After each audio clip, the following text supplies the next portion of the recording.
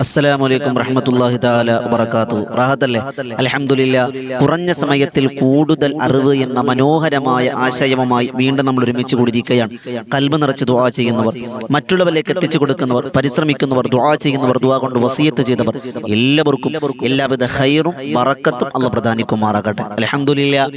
വളരെ കുറഞ്ഞ സമയം കൊണ്ട് ഒരുപാട് അർത്ഥവത്തായ പഠനോപകാരമായ അറിവുകളാണ് ഈ വോയിസ് ഓഫ് ഷഫീഖ് ബദരി എന്ന മജ്ലിസിലൂടെ നമ്മൾ പഠിച്ചു കൊണ്ടിരിക്കുന്നത്. ഇന്നും നമ്മളേറെ ഉപകരിക്കുന്ന, നമുക്കൊക്കെ നിസ്സാരമായി ചെയ്യാൻ കഴിയുന്ന, ഒരുപാട് ഖൽബുകൾ ആഗ്രഹിക്കുന്ന ഒരു പ്രശ്നത്തിന് പരിഹാരവുമായിട്ടാണ് ഇൻഷാ അല്ലാഹ് ഇന്ന് നിങ്ങളുടെ മുന്നിലേക്ക് ഇതിനെത്തിയിരിക്കുന്നത്.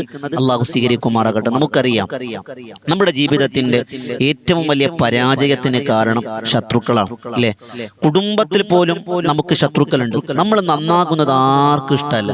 നമ്മൾ മനസ്സുകൊണ്ട് പോലും അറിയാത്ത, നമ്മുടെ മനസ്സുകൊണ്ട് പോലും ചിന്തിക്കാത്ത ചില കാര്യങ്ങൾ ആളുകൾ നമ്മളെ കുറിച്ച് പറയുമ്പോൾ, ആളുകൾ നമ്മളോട് പ്രവർത്തിക്കുമ്പോൾ നമുക്ക് സഹിക്കാൻ കഴിയില്ല.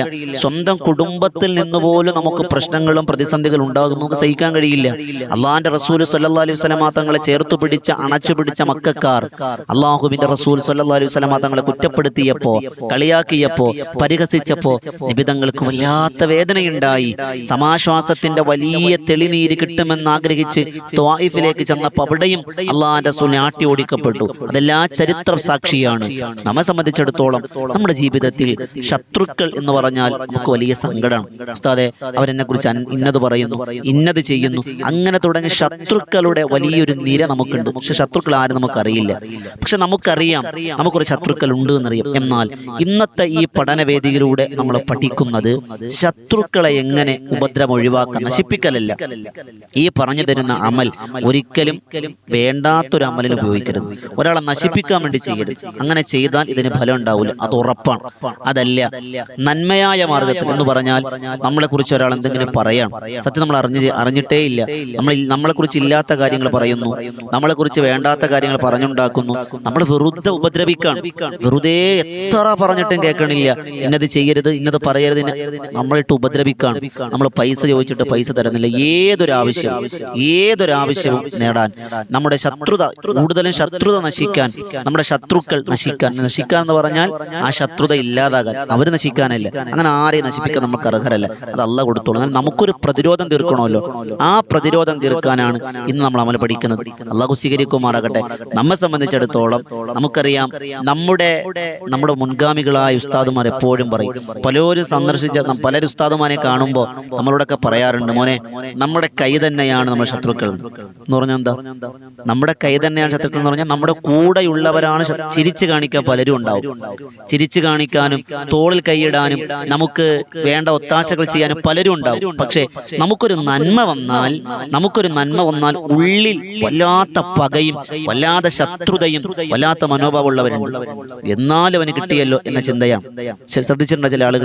ചില ആളുകളുണ്ട്, നമുക്ക് നന്മ ഒരു ഒട്ടും ഇഷ്ടമല്ല, പക്ഷെ ചില ആളുകൾ നന്മ ആരും ഇഷ്ടപ്പെടും. അങ്ങനെയുള്ളവരുണ്ട്. അള്ളാഹ് അങ്ങനത്തെ കൂട്ടുകെട്ടാക്കി അള്ളാഹ് കബൂലാക്കി അനുഗ്രഹിക്കുമാറാകട്ടെ. ഇൻഷാ അല്ലാഹ് ഇന്ന് നമ്മൾ പഠിക്കുന്നത് നമ്മുടെ ശത്രുക്കളെ എങ്ങനെ നശിപ്പിക്കാം, ആ ശത്രുത എങ്ങനെ പ്രതിരോധിക്കാം, ശത്രുത നമുക്ക് എങ്ങനെ വരാതിരിക്കാം, വന്ന ശത്രുത എങ്ങനെ ഇല്ലാതാക്കാം, ശത്രുക്കളുടെ എല്ലാ പ്രവർത്തനങ്ങളും തകിടം മറിയാൻ, തരിപ്പണമാകാൻ ഈ പറയുന്ന അമൽ ചെയ്താൽ മതി. എന്ത് ചെയ്യണമെന്ന് അറിയോ?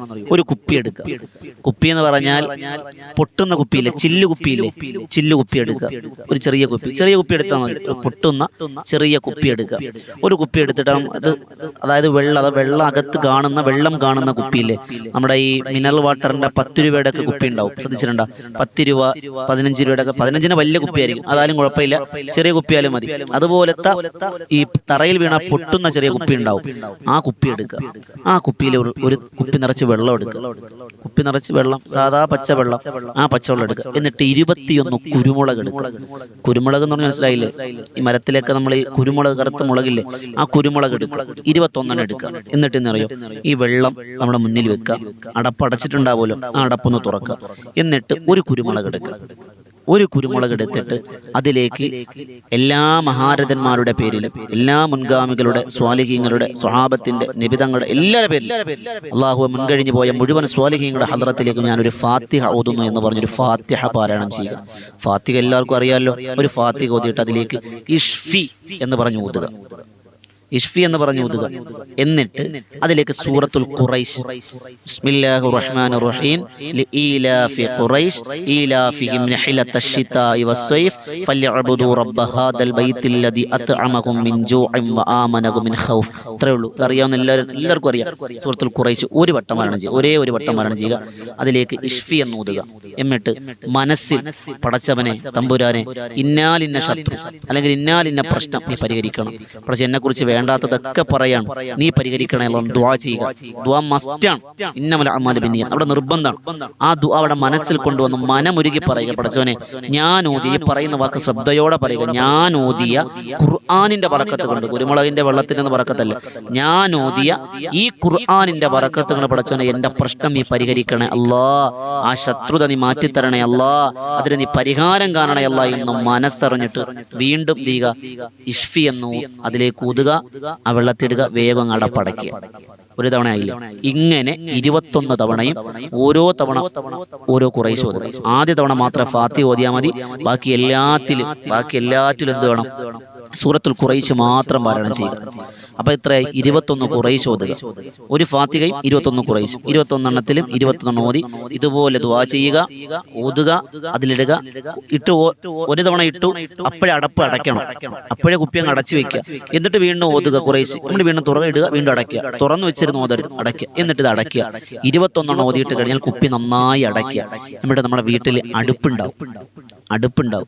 ഉസ്താദേ, അടുപ്പ് ആലുവ അടുപ്പാണ്. ആലുവ അടുപ്പായാലും പെരുമ്പാവൂർ അടുപ്പായാലും കൊല്ലം അടുപ്പായാലും ഏതടുപ്പായാലും അടുപ്പിന്റെ പുറകിൽ കൊണ്ടുവയ്ക്കുക. അടുപ്പിന്റെ പുറകിൽ എന്ന് പറഞ്ഞാൽ അടുപ്പിന്റെ ചൂട് തട്ടുക, അത്ര ഉദ്ദേശമുള്ളൂ. തൊട്ടടുത്ത് വെക്കല് നല്ല ചൂടടിക്കും, ചിലപ്പോൾ പൊട്ടാൻ സാധ്യതയുണ്ട്. ഒരു അല്പ അകലത്തിൽ ചൂട് തട്ടുന്ന രീതിയിൽ. അതാണ് ഈ ചില്ല് കുപ്പി വേണോ എന്ന് പറഞ്ഞത്. സ്റ്റീൽ കുപ്പിയാണെങ്കിൽ ഉരുകി പോകില്ലേ. അപ്പൊ ചില്ലിന്റെ കുപ്പി ഉണ്ടാവണം. അത് ഇൻഷാ അല്ലാഹ് അതവിടെ വെച്ചേക്കുക. ഇൻഷാ അല്ലാഹ് അതവിടെ ഇരുന്നോട്ടെ. ആ 21 ദിവസം അവിടെ ഇരുന്നോട്ടെ.